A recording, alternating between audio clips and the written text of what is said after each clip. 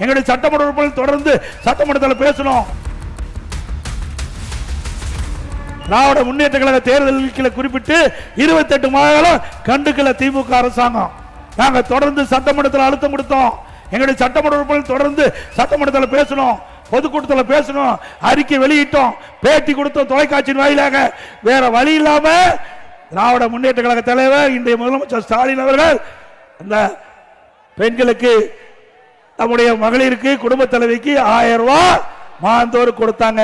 கொடுக்க வைத்தது அண்ணா திமுக கட்சி என்பதை நினைவு கொள்ள வேண்டும். இப்பொழுது 17 லட்சம் பேர் கொடுக்க அறிவிச்சிருக்கார். ஏன் முதல்ல கொடுக்கல? அப்ப நிபந்தனை வச்சாங்க.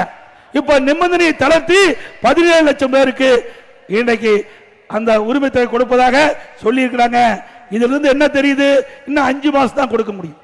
திமுக ஆட்சியுடைய ஆயுள் காலம் 5 மாசம் தான். அதுக்கு பிறகு திமுக ஆட்சிக்கே வர முடியாது. அவ்வளவு ஊழல் செஞ்சிருக்கிறாங்க. ஆக 55 மாத காலம் அந்த மக்களுக்கு கிடைக்கல.